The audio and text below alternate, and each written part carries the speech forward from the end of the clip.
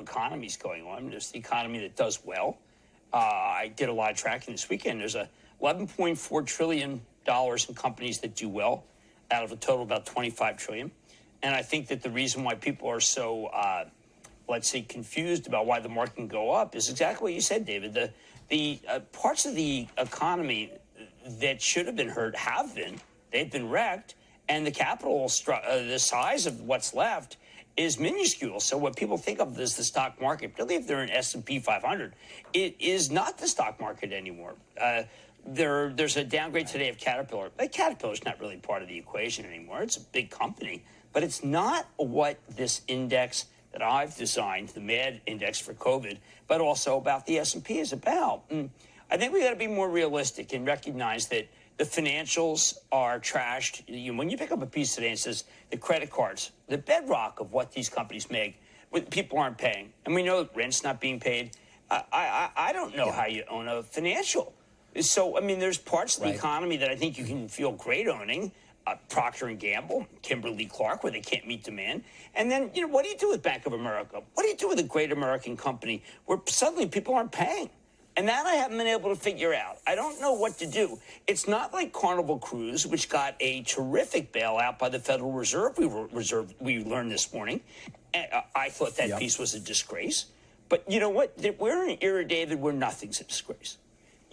Everyone knows. But no one likes to say it because then suddenly you're lamestream. Gets you back to the PPP program, of course, the second allocation of which is going to begin today. But, to your point, Jim, if you sell anything to the consumer directly other than from a supermarket shelf, you are having a rough go of it. I mean, every banker that I speak to, as you know, sort of the world that I've occupied for a long time now, who are advising clients, they're not talking to them at all about M&A opportunities. No. They're talking to them still about their balance sheet.